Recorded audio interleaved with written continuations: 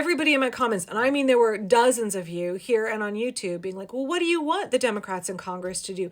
They don't have the majority. Their hands are tied. There's nothing they can do. Like, why are we all acting so helpless? We are capable adults. Those are our elected officials who have power, influence, expertise, access that we don't have. I know that they don't have the majority. I know they bungled it. And so there is a Republican majority in the House and the Senate. So, as this person says, not having the majority control never stopped the Republicans. Dems need to be creative, aggressive, and think outside the box. Absolutely. This is what I've been saying. When Mitch McConnell was in the minority, did that ever stop him from doing what he wanted to do, from obstructing Democrats as much as possible? We saw Democratic senators 4, 5, 6, 7, 8 times vote to confirm Trump nominees to his cabinet. They should have been obstructivist from day one. We are not playing ball here. My own Senator Ron Wyden said it would be a bad thing if we had a government shutdown. Shut the fucking government down. Shut it down. Get in his way, obstruct everything. The days of politeness and decorum are over. I saw somebody with a protest sign today that said, the time for being reasonable is over. It's time to resist. You know, Mitch McConnell spent 30 years gumming up everything that Democrats wanted to do, even when he technically didn't have the power. So now that he seems like he might be having a little regret now that he's on his deathbed and realizing that he supported a literal fascist dictator, he had multiple opportunities to stop Trump and he didn't. Cool, maybe Chuck Schumer and the other impotent leaders of the Democratic Party in the House and the Senate, they could go ask Mitch McConnell for his playbook. That's what I want them to do. I want them to use the rules and procedures to grind shit to a halt. It's great. It's great that both my senators have been filibustering as long as is allowed for the 30-hour rule limit that they have. But in the end, that does nothing. It gets them on the books of saying, hey, on paper, I didn't want this. I let my dissent be known. I let it be known in the public record that I opposed this nominee. That's great. That doesn't stop fascism. This is what I mean when I say that Democrats need to be ruthless and cunning. I am not saying that I think our electeds in Congress need to be falling on the sword. You know what? I mean, I get that like electeds in Korea did. They literally were willing to get in the faces of cops, climb the walls, and get arrested to stop that coup. I also understand that our members of Congress did not run for office thinking they would have to put their lives and bodies on the line and they might get arrested or beaten or what have you. But they'd be really fucking foolish to think that Donald Trump is not going to go after his political enemies. He's already referred AOC to the Department of Justice, who said they will investigate for AOC sharing factual legal information, not violating the law in any way. So we're all kind of getting in this position of you want to put your bodies and your life on the line now, because if not, then he's coming for them pretty soon.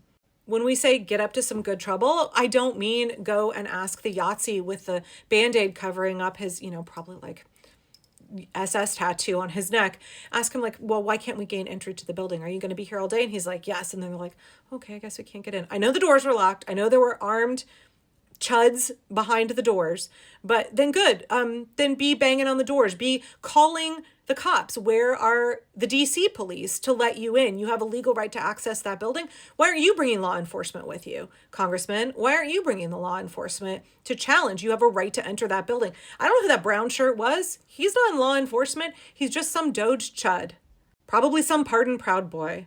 Obviously, I'm speculating, but this is what I'm saying. Like, we are at a point where we have to risk it. These guys are very content to be like, I'm going to go on record. I did my best. And then we're all just going to succumb to fascism.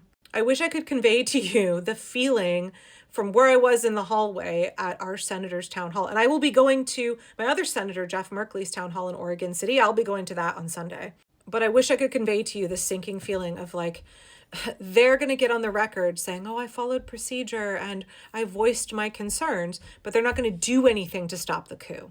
How they are repeatedly, feckless leader Hakeem Jeffries is repeatedly saying, what do you want us to do? Our hands are tied. They control, we can't do anything. Here's a list of reasons why we can't do anything. Just as I was encouraging everybody here to say, stop listing the reasons why you can't involved in resisting the fascist takeover of the U.S., but rather be solution-minded and say, what do I have that I can contribute? I'm not going to frame this negatively. I'm going to say, this is the job that needs to get done. Here's where we need to be to save ourselves, right? We know the outcome is save our democracy. So how do we get there? What's the pathway that gets us there? Instead of saying, here's where I am and I can't do anything else, say, here's where we need to be and here is what is required of us to get there. What skills, resources do we have to move us from where we are now to where we need to be to save ourselves? And that is talk and thinking I have not seen from leadership in Congress.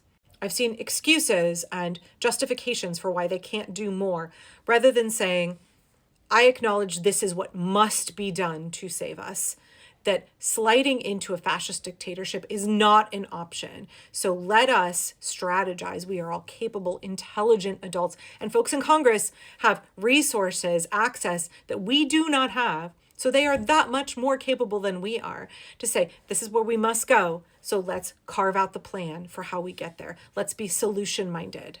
Let's list our resources and let's game it out. I have not seen that from our leadership. And I think the American people are seeing a sincere, serious lack of leadership and direction, lack of morale boosting at the very least. We all know they're empty words. Can we stop having this situation where we're all playing a game where we pretend that we're encouraged by what you have to say, but actually we know the words are empty and you know the words are empty? Why are we playing this game? Why are we doing that?